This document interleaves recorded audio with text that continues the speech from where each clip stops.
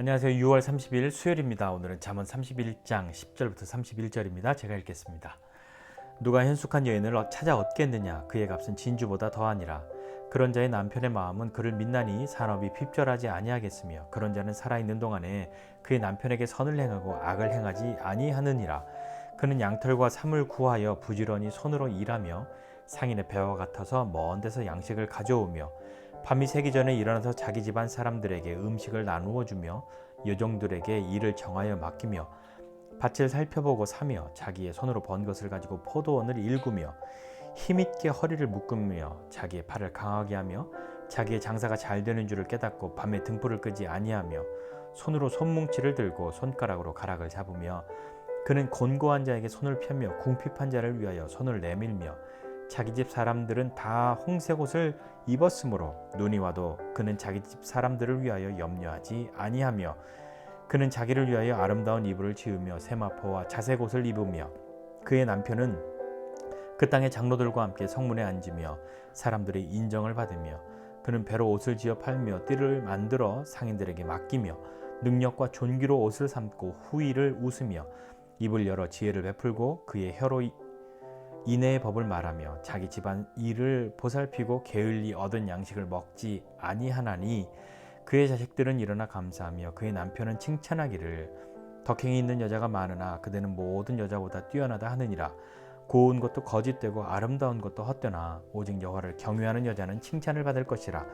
그 손의 열매가 그에게로 돌아갈 것이요 그 행한 일로 말미암아 성문에서 칭찬을 받으리라. 아멘. 자, 이제 잠언 마지막까지 왔습니다. 이제 6월 마지막 날에 잠언이 끝나게 되었네요. 자, 이제 잠언을 시작할 때 제가 했던 얘기 혹시 기억하십니까?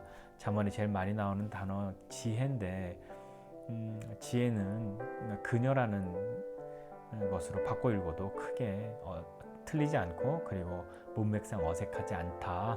왜냐하면 지혜는 여성형 명사이고 또 더불어서 잠언 31장 끝날 때에는 지혜를 말하다가 갑자기 어떤 여인을 이야기하는데 현숙한 여인으로 끝을 내고 있다. 지혜는 그녀이기 때문이다 라고 했던 거 혹시 기억하십니까? 여하튼요, 이제 잠언 마지막에 왔습니다. 이 현숙한 여인에 대한 오해 혹은 로망이 있죠. 현숙한 여인 그럼 막 예쁘고 뭐 여리여리하고 막 그런 여인 되게 지혜롭고 그런 이미지로 그려지는데요. 사실 여기서 현숙하다라는 단어가 의미하고 있는 바는 뭐 예쁘다 여리여리하다는 것과는 거리가 멀고요. 원래의 의미는 유능하다, 능력이 있다라는 겁니다. 또 건강하다.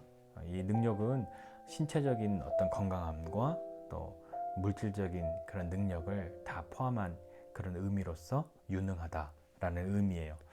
자, 이 여인이 어떤 능력이 있는지 한번 봅시다. 2절부터 보면요. 11절부터 보면 그 여인이 어떤 사람인지 쭉 나오거든요.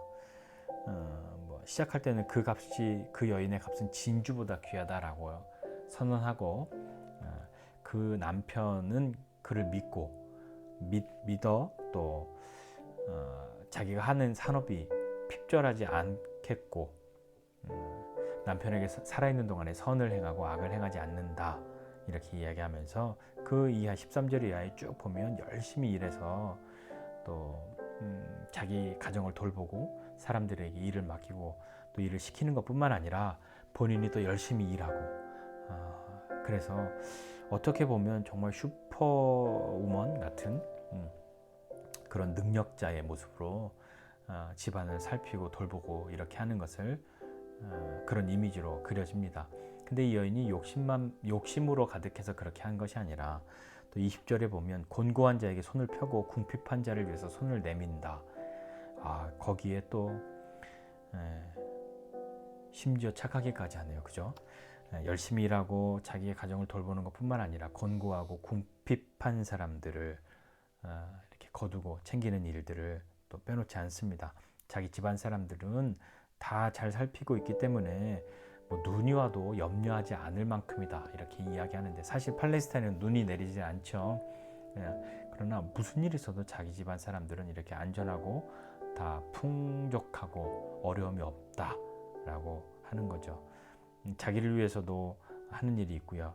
또 그의 남편은 뭘 하냐면 성문에서 장로들과 함께 앉아 있고 사람들의 인정을 받는다 이렇게 말합니다. 장로는 교회 장로님이 아니라요, 지도자죠. 뭐 소위 말하면 정치가, 그 사람들과 함께 앉아서 성문에 앉아 있으면 지나가는 사람들이 다 보지 않습니까? 그 사람들의 비웃음을, 저 남자는 능력 있는 아내 때문에 놀고 먹는 사람이구나 라는 것이 아니라 그도 역시 인정을 받는다 이렇게 이야기하고 있습니다. 그 여인은 능력도 있고 아주 귀하고요. 그리고 지혜를 말하고 인애의 법을 말하고 자기 집안일을 보살피고 게을리 얻은 양식을 먹지 않는 사람이다 이렇게 말하고 있습니다. 그렇기 때문에 그의 자식들은 일어나서 감사하고 남편은 그 여인을 칭송하지요. 그러면서 정말 뭐 예쁘고 이런 거 다 좋은데 다 헛되다, 여호와를 경외하는 여자가 칭찬받는다 하면서 이 여인이 결국에는 여호와를 경외하는 여인이었다라고 하면서 잠언이 끝이 납니다. 자, 그렇다면 한번 보십시다. 오늘 본문에서 누가 현숙한 여인을 찾아 얻겠냐 이렇게 이야기했죠. 이 질문은 마치 어떤 사람이어야 이런 여인을 얻을 수 있을까라는 물음처럼 들리기도 하고요. 또 한편으로는 누가 찾아 얻겠냐, 이거 찾아서 얻을 수 있는 일이 아니다 라고 읽히기도 합니다. 여러분은 어떻게 생각하세요? 누가 이런 여인을 찾아 얻겠느냐 라고 말할 때 본인의 노력과 뭐 본인의 어떤 능력으로 이런 사람을 걸맞는 사람이 되어져서 난 찾아 얻었다 라고 말하는 것이라기보다는 어떻게 보면 이 본문에서는 이런 아내를 얻는 것은 하나님의 큰 은혜다, 은총이다 라는 것을 말하고 있는 것 같습니다.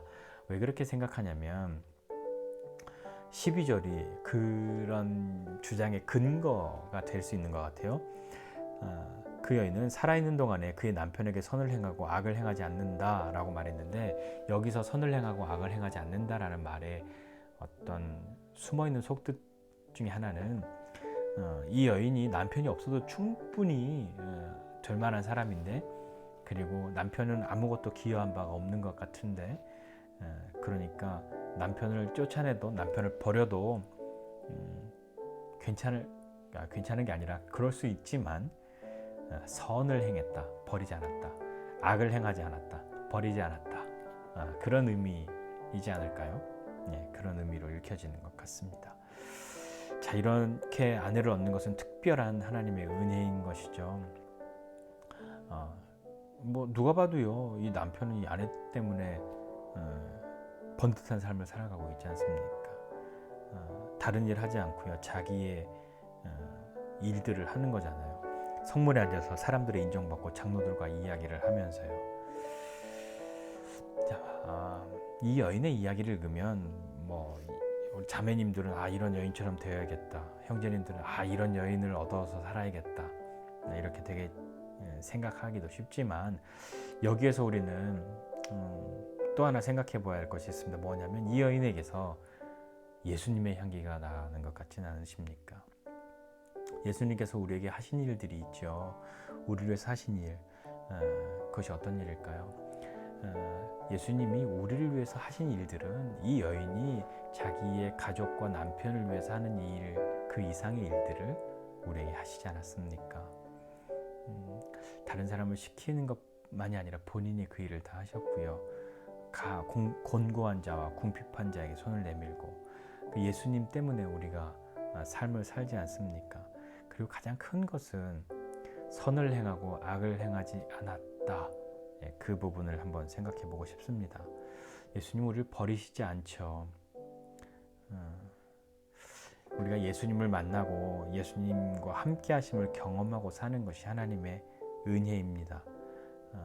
그렇기 때문에 이 하나님의 은혜를 경험한 사람들은 뭘 하냐면 이 여인의 자녀와 남편이 하는 것처럼 감사하고 칭송하는 일을 하게 되지 않겠습니까? 우리도 주님께 감사하고 감히 주님을 칭찬하면서 찬양하면서 그렇게 기쁨의 삶을 살아가야 하지 않겠습니까? 예수님은 나를 찾아오셨고 또 내가 예수님을 찾아 만났고 예수님과 함께하는 그 시간들 속에서 주님은 우리를 버리시지 않습니다. 그것이 가장 큰 은혜인 것이죠. 왜 그럴까요? 예수님은 왜 우리를 버리시지 않을까요? 그것은 어쩌면 예수님이 버림받은 경험들을 가지고 계시기 때문 아닐까요?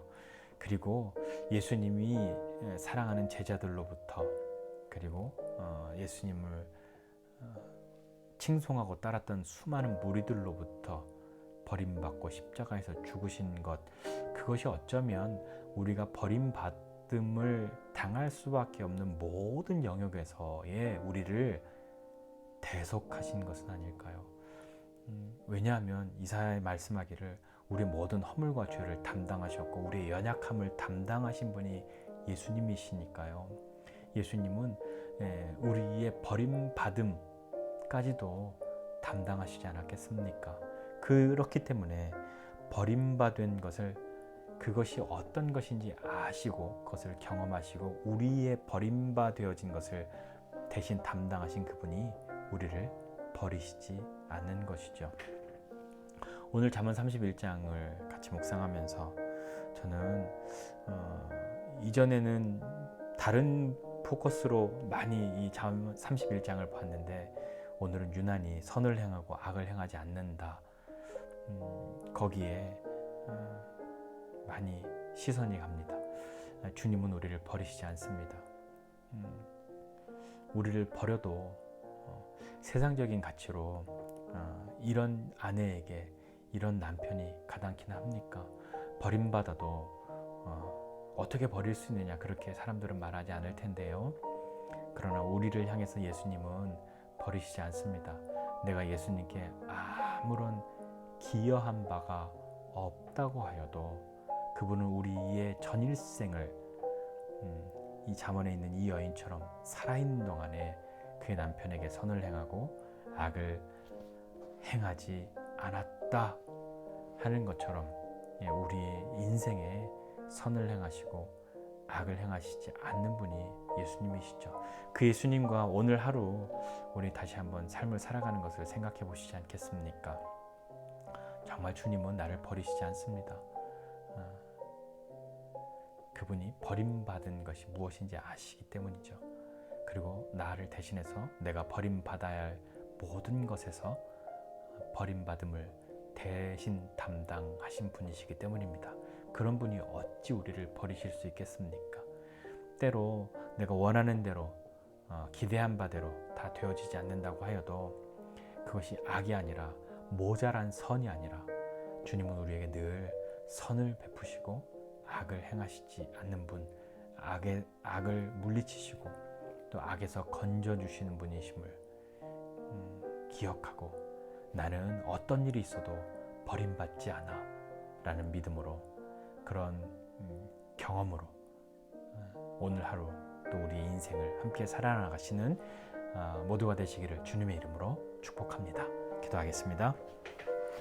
하나님 아버지 은혜와 사랑을 감사드립니다. 하나님 누가 이런 현숙한 여인을 찾아 얻겠느냐 라는 물음에 나 정도는 가능하지 않을까요? 라는 그런 답을 할 수 없고 정말 불가능한 것 같은데 이런 여인을 찾을 수 없을 것 같은데 라는 내가 어느 순간인가 그런 여인의 남편이 되어져 있는 이런 모습들을 우리의 삶을 통해서 경험할 수 있도록 은혜 베풀어 주십시오.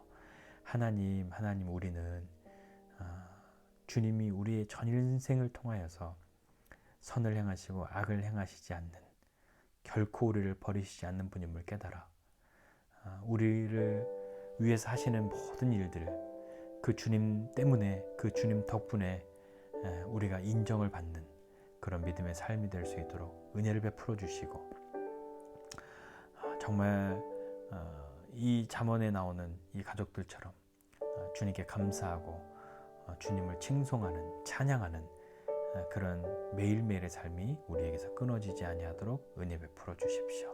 오늘도 우리와 함께하여 주심을 감사드리고 예수님의 이름으로